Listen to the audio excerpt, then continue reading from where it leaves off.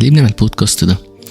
في الحقيقة ان احنا في حياة صعبة مليانة مشاكل، مليانة خناقات، مليانة تعب، وكل واحد فينا بيكافح وبيحارب بكل ما يؤتى به من قوة، عايز بكل شكل من الأشكال يعافر، يا في شغل يا في علاقة يا في بيته يا مع أهله، بيحارب وبيعافر وبيتعب عشان محتاج حياة مريحة أكتر، حياة سهلة أكتر، حياة أحسن. وعشان كده البودكاست ده اسمه استراحة محارب. بتتعب كتير طول الوقت، عليك ضغط من نفسك وضغط من اللي حواليك، لحد ما بتيجي في وقت بتقول أنا عايز أرتاح. ده الوقت اللي أنت ممكن تسمع فيه البودكاست ده، ترتاح، تعيد حساباتك، تفكر مرة والتانية، تشجع نفسك شوية، تعرف المجهود اللي بتعمله ده محسوب، موجود، قاعد لك. في وقت من الأوقات هتحس بنتيجته وهتوصل اللي انت عايزه. عشان كده سؤال النهاردة مهم جدا: ايه آخرة تعبك؟ ايه آخرة المرمطة والكفاح والكلام الكبير قوي ده؟ آخرته ايه؟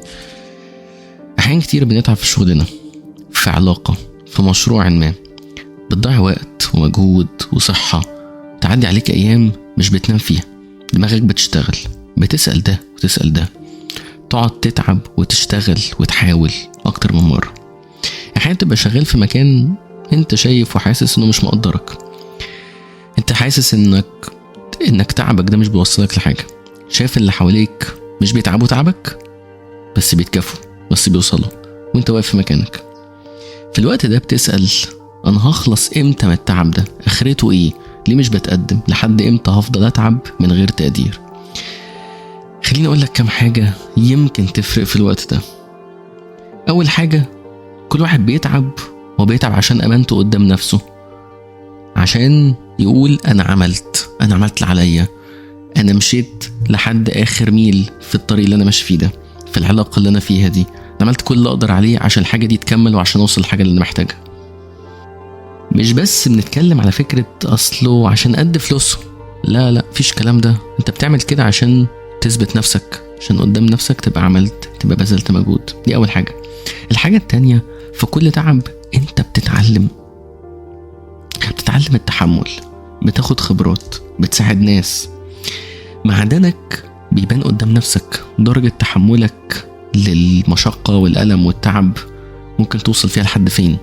اوقات تلاقي نفسك من الاشخاص اللي بتنام 7-8 ساعات، ولما تضغط تلاقي ان انت ممكن تنام 5 ساعات وتصحى productive جدا، تشتغل وتروح تعمل كل اللي انت عايزه. افتكر اول بدأت اشتغلت سيلز، وسيلز في غالب انت اغلب اليوم في الشارع، فكنت يعني بزوق نفسي ان انا اوصل لاقصى حاجه ممكن اعملها، بشتغل بال8 ساعات، بال10 ساعات، بال12 ساعه، بال14، بأيا كان. المهم ان انا اخلص كل اللي ورايا واشتغل واوصل لحاجه احسن كمان من الطبيعي. وبعدين اترقيت وفضلت اشتغل بال10 وال12 ساعه، الى ان وصلت ان انا اشتغلت مع حد من المديرين كان ممكن يعمل كل حاجه في 8 ساعات. وبدأت أدرك إنه لا، العملية مش بالوقت، العملية بالكيفية، وإنت إزاي قادر تخلص كل اللي إنت عايزه في 8 ساعات. ولو عايز تقعد أكتر، اقعد بقى ابتكر في حاجات جديدة. فلقيت إنه لا، ده في حد سابقني، ده في حد شاطر وبطريقة مختلفة. والمدير ده كان بيزقني اكتر انه لا، اعمل اكتر واعمل احسن، ولو جيت لي ببروبوزل لا، تعال نطلع فيه مشاكل ونطلع حاجات احسن. فاكتشفت انه لما الواحد بيتضغط في وقت بيكتشف انه لا، انا اعرف اجيب اكتر من كده واعرف اشتغل اكتر من كده. فيوم ما يحب يكبر حاجة ولا يعمل مشروع ولا يعمل حاجة هو بيحبها، هو عارف امكانياته كويس قوي، عارف قدراته كويس جدا. يبقى اول حاجه قلنا كل واحد بيتعب، هو بيتعب عشان نفسه. تاني حاجه، كل واحد بيتعب، هو بيتعب لما بيتعلم وبيفهم وبيعرف قدرات نفسه. النقطه الثالثه، ابويا كان دايما يقولها لي، يقول لي تعبك متشلك. كلمه كده مهمه قوي، بتفرق معايا جدا. تعبك متشلك. افتكر في وقت في شغلي كنت بسعى لترقيه وخلاص قريب منها جدا، والناس عارفه كده، وكل الناس بقى خلاص متوقعه. والترقيه دي مره واحده ما جاتش. راحت لحد تاني، والبلان اللي كنت حاططها بلح. وقعدت اقول لنفسي ده انا قعدت في اول سنين حياتي ما بروحش تقريبا عشان عايز اخد اول ترقية، عايز بقى اخد الحاجة اللي انا بسعى لها وفي وقت قليل. وطارت، واتضايقت جدا يومها، وقعدت اسال ربنا ليه يا رب، وليه؟ طب انا ايه اللي قصرت فيه؟ طب ايه اللي حصل؟ ومش قصدي بس نحكي الحكايات دي عشان تبقى النهايات سعيده وكده، انا ما اترقتش بعدها بيومين يعني، بس بعدها فتره نقلت ديبارتمنت تاني، ظهرت فيه كويس جدا واشتغلت فيه حلو جدا، ومنه اترقيت لحته انا ما توقعتش خالص ان انا ممكن اوصل لها في يوم من الايام. كنت بحطها قدامي كده واقول اكيد دي بعيده جدا، بعيده عن مجال شغلي، بعيده عن كل الحاجات اللي انا بذلت فيها مجهود. والحلو جدا واللي حسيته تدبير قوي جدا وتصرف وتوجيه من ربنا، انه ما اخدش الترقيه دي اروح ديبارتمنت تاني اعمل فيه شغل كويس، والديبارتمنت ده هو اللي وصلني للحته اللي انا كنت بتخيل ان دي حاجه مستحيله. والمستحيل فعلا مع ربنا يقدر يحصل، وتقدر توصل للحاجه اللي كانت بعيده تماما عن خيالك لو في وقت وثقت انه تعبك ده متشلك، مش مرمي في الارض. تعبك ده متصان، ربنا قادر في وقت انه يديهولك ويعوضك بالتعب ده في اوقات تانية، وفي اوقات مناسبة اكتر، وفي اماكن مناسبة اكتر. كلمة تعبك متشلك مش بس في الشغل، حتى في علاقاتك. تلاقي نفسك بتتعب قوي مع اللي بتحبه، ويمكن بتتعب قوي مع شخص انت عايز ترتبط بيه، وبعد التعب والمجهود والإنجازات والأفكار الجميلة علشان تبهر اللي قدامك وتقول له قد انتك بتحبه، للأسف ممكن تلاقي الشخص ده ما طلعش الشخص الصح، والحياة ما كملتش، والعلاقة اللي انت كنت تحاول تبني فيها كتير قوي دي ما حصلتش، ما كملتش. ما تقلقش، تعبك متشلك للشخص الصح اللي هيجي في الوقت المناسب، اللي هيجي في الوقت الكويس. كلنا دخلنا في علاقات صعبة جدا في أول حياتنا، وحسينا بتعب، وحسينا انه هي دي العلاقة اللي لازم تكمل، وهو دي أحلى حاجة، وبعدين تكتشف العلاقة وقفت، اتدمرت، كل أحلامك وطموحاتك دي اترمت في الأرض. بس اكتشف مع الوقت ولما تيجي ترتبط بالشخص انه العلاقات السخيفة دي او اللي كانت مرت بأوقات صعبة علمتك وفهمتك وخلتك الشخص اللي انت وصلته دلوقتي، والتركيبة دي وصلتك لشخص مناسب ليك، لشخص فيه صفات مش هقول انت عايزها، هقول انت محتاجها. فلما تلاقي شخص فيه الصفات اللي انت محتاجها، تبتدي تفهم انا كل اللي حصل فيا ده والخبرة اللي اخدتها والتعب اللي تعبته عمل مني شخص مختلف. الشخص ده خلاني افتح عينيا على شخص في حاجات انا محتاجها تناسبني اكتر، لان احنا دايما في وقت اول ما نبدا حب بندور على الحاجه اللي احنا عايزينها، الشكل اللطيف، الطريقه، الهزار، كل الكلام الحلو ده، لكن بننسى انا محتاج ايه.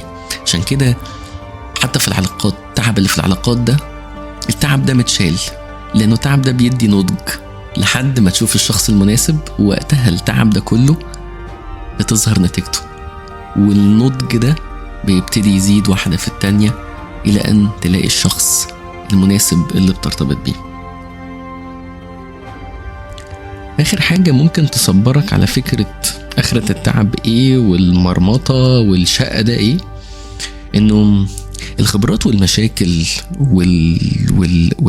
والمواقف اللي بتحطك في ضغط وفي تعب، هي دي اللي بتعمل شخصيتك، هي دي اللي بتحضرك لرسالتك، هي دي اللي عملت الشخص ووصلنا بيه للمرحلة اللي احنا فيها دلوقتي. يعني المشكلة والضيقة والمواقف الصعبة بتغير فيك حاجة، بتنمي فيك صفة أو بتشيل منك صفة. لما تلاقي نفسك مش مجتهد، مش مركز، بتلاقي نفسك مواقف حصلت أجبرتك إنك تجتهد وتشتغل وتحاول تبذل مجهود أكتر وأكتر. لو أنت شخص النهاردة بتاع مشاكل مع الناس، بتعاند في الناس، ممكن تيجي في وقت تكتشف إن أنا خسرت ناس كويسة جدا، وخسرت حاجات في حياتي، في بيتي، في شغلي، مع أهلي، في علاقاتي، بسبب إن أنا بعاند مع الناس. وقتها وأنت متضايق هتبتدي النهاردة تسأل نفسك انا ليه عملت كده؟ انا عملت كده عشان انا فيا الحتة دي والحتة دي والحتة دي، فانا محتاج اظبطهم. لو واحد النهاردة بيتنرفز كتير جدا في شغله في بيته، لما يخسر الناس ولما يخسر حاجات في شغله هيبتدي يدرك انا عندي مشكلة في النرفزة. لو علاقة حاولت فيها وبذلت مجهود كبير جدا واتصدمت في الاخر الموضوع ما كملش، عينيك هتبتدي النهارده تتفتح يا اما على مشاكل كانت في الموضوع نفسه وانت مغمي عينيك، يا اما مشاكل فيك انت محتاج تغيرها.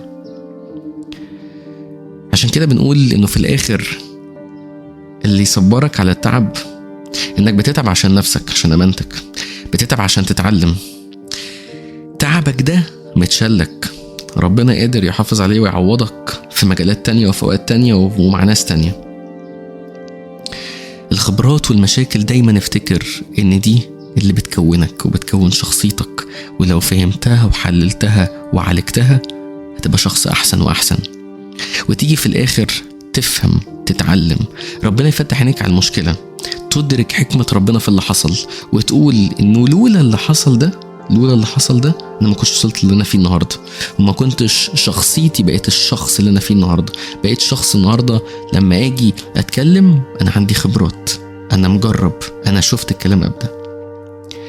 في الوقت ده، وقت ما انت بتدرك البلان الكبيرة دي والخطة اللي جاية من كل حتة دي اللي متربطة ببعض، في الوقت ده لازم تبتدي تساعد اللي حواليك، لازم تبتدي تفهم غيرك، تنصح غيرك، تشارك خبرات مع ناس لسه ما وصلوش للخبرة دي، مع ناس لسه شايفة ان الصعوبات اللي في حياتها دي حاجات حظ وحش، سوء تقدير، كل الكلام ده.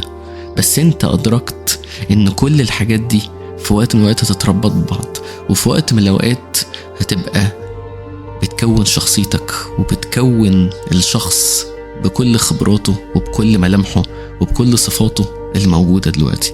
ودي رسالة اللي انت النهاردة ممكن تقولها لناس تانية بعد ما تراجع خبراتك ومواقفك وترتب وتشوف الخطة بتاعت حياتك وصلتك لفين.